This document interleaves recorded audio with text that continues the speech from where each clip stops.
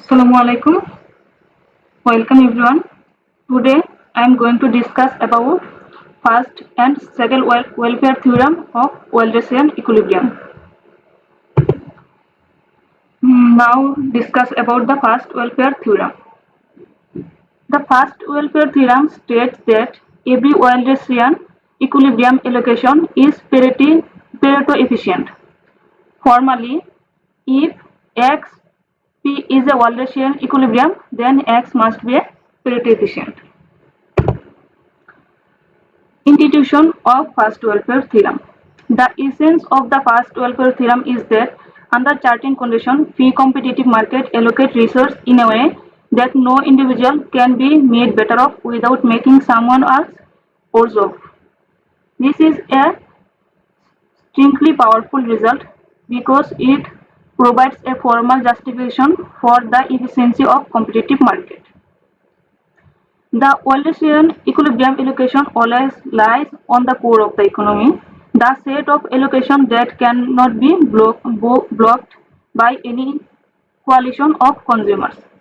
The core itself is a subset of all Pareto efficient allocation, meaning that competitive market naturally select outcomes consistent with efficiency.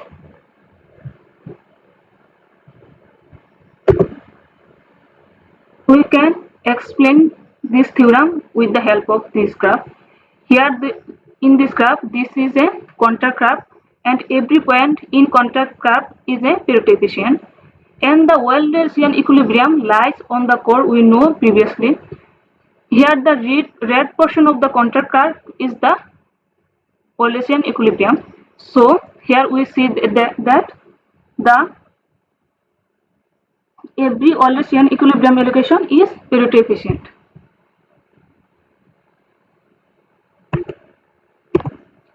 Now we are going to prove the first welfare theorem. Now suppose that X is a Walrasian equilibrium allocation but not Pareto efficient. Then there exists another feasible allocation Y such that every consumer strictly prefer Y to X. According to the definition of Walrasian equilibrium, any such strictly preferred allocation must be unaffordable, meaning vector of allocation greater than vector of endowment.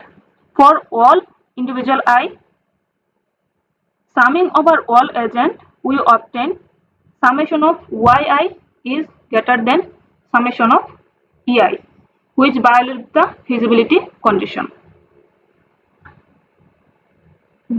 Since by the definition of Walrasian equilibrium, the sum of endowment equals the sum of feasible allocation. Hence, no such Y can exist and X must be Pareto efficient.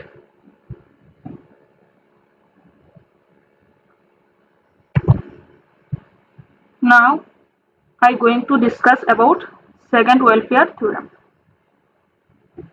Second Welfare Theorem established the converse relationship. Any Pareto efficient allocation that can be decentralized as a Walrasian equilibrium, provided there is an appropriate redistribution of endowment. That is, efficiency implies the possibility of a competitive equilibrium.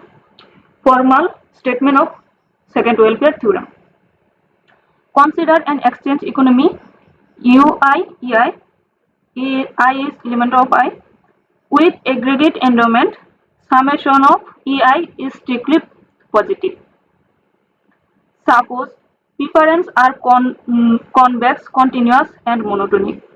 If X bar is Pareto efficient, then there exists a redistribution of initial endowments such that X bar is a Walrasian equilibrium allocation. Now we are going to prove the second welfare theorem. We began with a Pareto efficient allocation X bar and treats it as a new initial endowment for an economy. It then applies an existing theorem to show that this new economy has a Walrasian equilibrium X hat. The proof starts with a given Pareto efficient allocation X bar. Since it is a Pareto efficient, it must be feasible. meaning the sum of individual bundle equal to total endowment. That is summation of xi bar equal to summation of ei. The proof then consider a new economy where the endowment are redistribution and as x bar. An existing theorem used to establish that the new economy has a Walrasian equilibrium denoted by x height. By the definition of Walrasian equilibrium, each consumer utility from their equilibrium bundle must be at least as great as their utility from their endowment.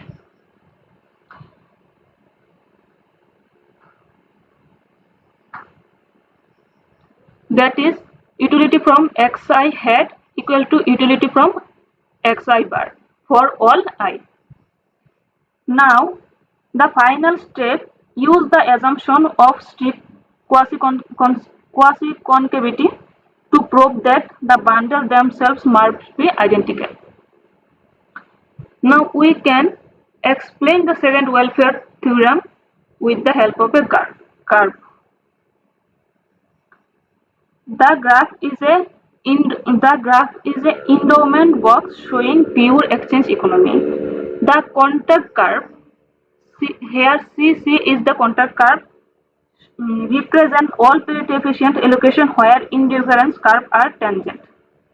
The second welfare theorem is illustrated by showing that specific Pareto efficient point can be Walrasian equilibrium. This is done by drawing a budget line. Here is the two budget line. Slope is minus P1 by P2. That is tangent to both consumer indifference curve at that efficient point.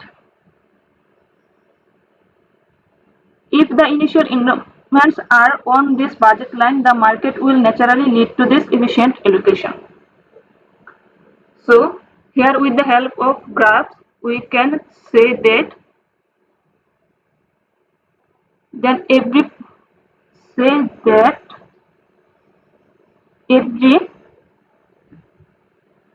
Pareto efficient allocation can be decentralized as a Walrasian equilibrium.